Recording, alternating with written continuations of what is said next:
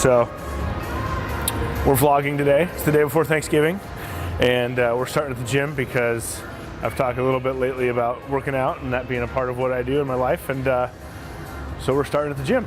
And actually, Andy and I were just talking about this a couple days ago about starting it off with some real talk here about dad guilt. So it's a little after 5.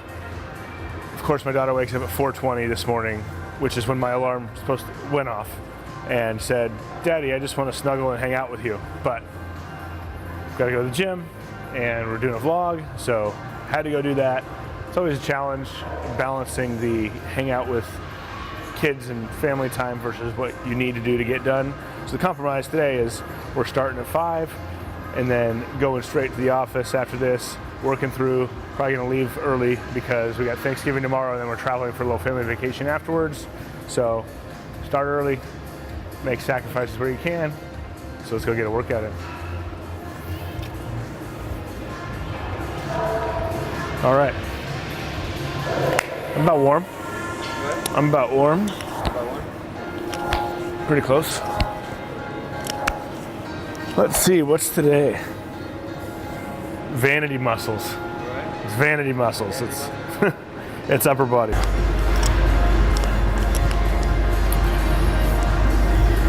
I spilled water on myself here. Yeah, all over my foot. So I get to work out with a wet foot. At least it's water. I'm gonna go get a fresh towel. So I mentioned the dad guilt, but one of the reasons why I try my best to work out in the morning is that's the only time. There's also, I don't know, call it leader guilt or boss guilt or work guilt, but once the day's kind of rolling, there's always having intentions of working out at lunch or after work, but then the day gets going and clients have demands or employees need help, or so 4:30 a.m.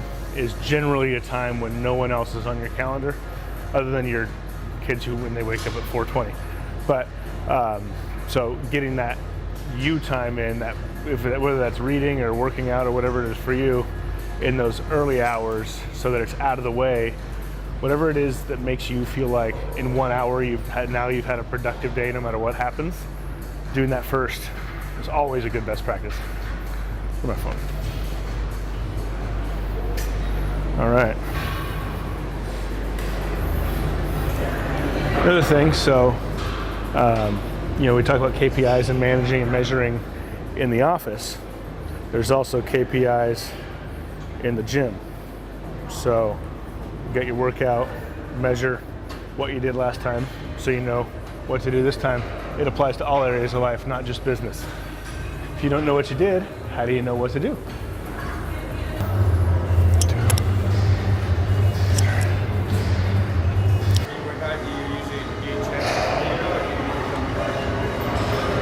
It depends. So I don't know if the mic picked it up, but Andy was just asking if I check social media or emails while I'm working out. It really depends. So some workouts on my workout routine, they have prescribed rest periods.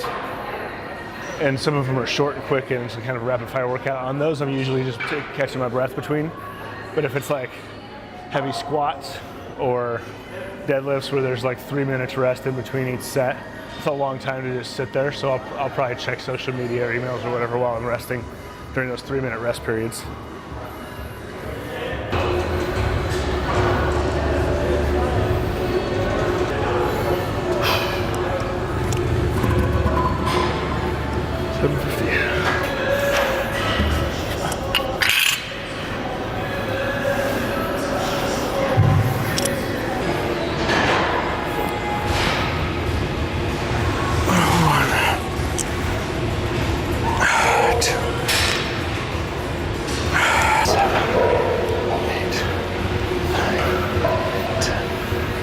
I had written down what I did last time, and my last set, I had upped the weight and said increase next time.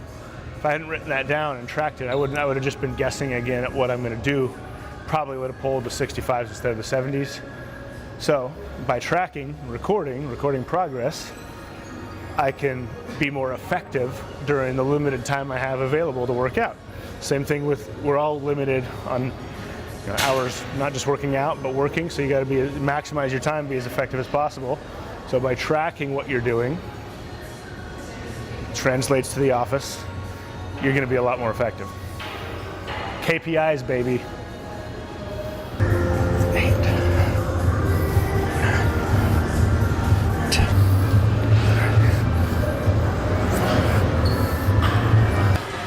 Instead of listening to music while you're working out, pull up Audible, read a book while you're working out. I don't do that all the time. If I'm really feeling like I want to get a good workout in, I'll probably crank some music, but probably 70% of the time I'm reading while I'm working out and not listening to music. So it's a thing called net time, no extra time. Double up your productivity, work out and learn.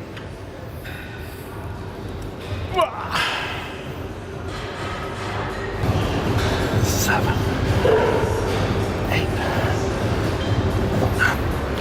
Oh, we got the group. Huh? Well, so I do prescribed rest periods, so I have a watch going, but I don't usually start it until after my warm-up's done. The clock is 44 minutes and 10 seconds in, usually about a 10-minute warm-up, so a little under an hour usually, 4 times a week. Just weights, maybe throw in a little cardio, some yoga once a week. Doesn't take too much time. Where do you go after this? I'm gonna work. So I'm going to work. So I'm going to work today because it's the day before a holiday. I'm trying to get a bunch of stuff done, then I'm leaving for a week.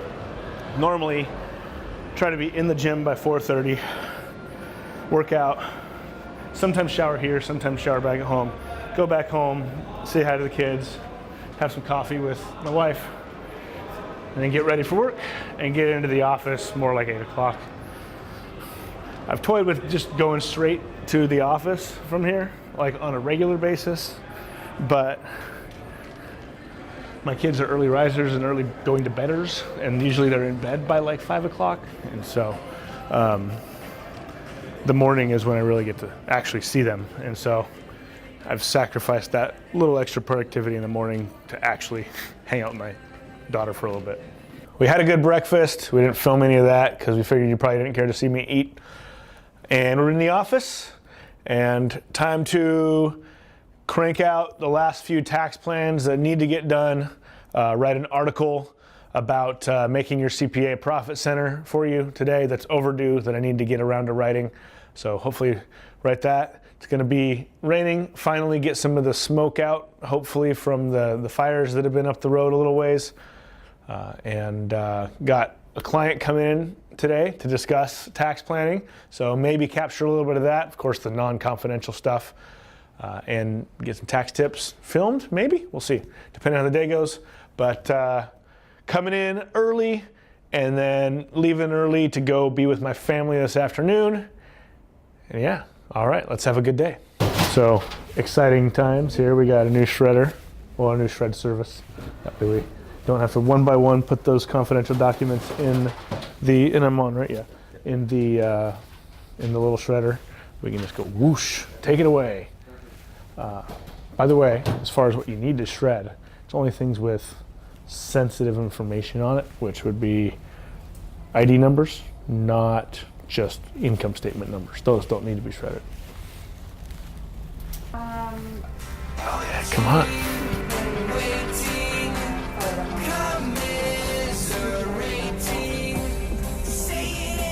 Nice. All right.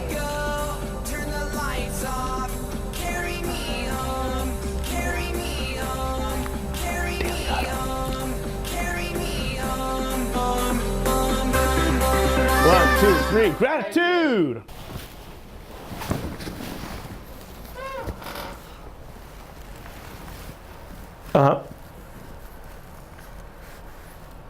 What you pay in taxes versus what you get out of it at around $45,000 of income. And the way that they calculate it is they take your 10 highest years in a row.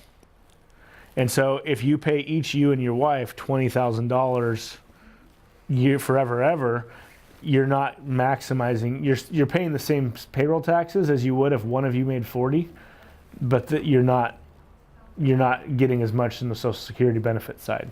So if you paid yourself 40 for 10 years and then switched it and paid her 40 for 10 years, then you're maximizing it. So, and it would depend on what you've made in payroll taxes or if you've been paying self-employment tax for 5-6 years, then maybe you pay yourself a wage for 4 years and then switch it. But so as far as I still think it makes sense to put her on payroll, but you want to put it on a small payroll, maybe like $500 a month, and that way when you're traveling for business and she comes with you, then you're taking an employee. So all of her meals and flights and lodging are deductible. But you're not wasting payroll taxes. Okay. Next week, I've got a seminar I'm going to down in Southern California. But I can have my team get started on the tax planning if we do that. So I'll send that over shortly here, and then you just basically accept it, and then we get rolling. All right. Happy Thanksgiving. We'll talk to you soon. All right. Looking forward to working together. Bye.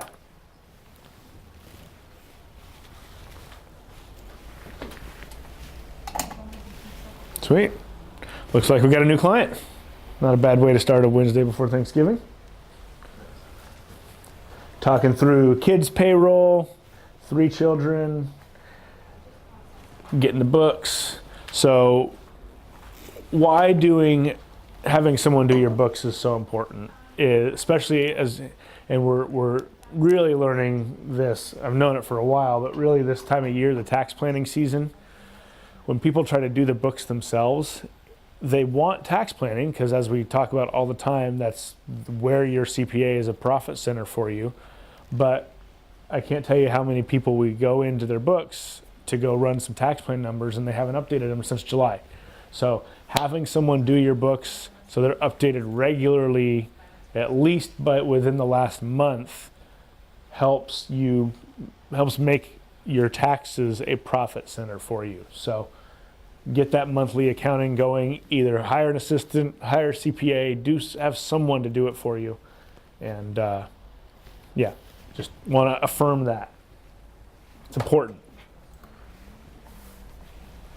All right, now I got to send the proposal off. Been a morning full of meetings. Turns out everyone loves to talk about taxes on the day before Thanksgiving. Who knew? Had, as you saw earlier, a new client call, and then had 2 current clients come in, stop by, do some year-end tax planning, couple big deferrals, and then just some basic Q&A tax planning questions. And now I got to get an article written so I can meet my promise for the day that you saw from the huddle earlier. So I'm going to go do that. We're low on battery, so I'm going to do that right now.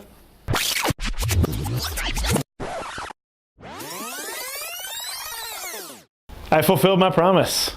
I wrote my article on how to make your CPA a profit center for you. It's a brilliant article, if I do say so myself. Not yet published. We're going to try to get it published in a couple different publications as part of the marketing efforts and thought leadership efforts, along with things like this vlog. And so now we're going to go do a little pre-Thanksgiving team lunch and eat some pre-feast. Stretch the stomach. Time to stretch the stomach after a good workout. I'm hungry. All right. Should we sign off? Let's sign off. We're going to sign off. So this is going to air after Thanksgiving, but hope you had a happy Thanksgiving. I think hopefully everyone here will. I'm going to go eat some food, and then I'm going to Disneyland with my family. So enjoy, and we'll see you next time.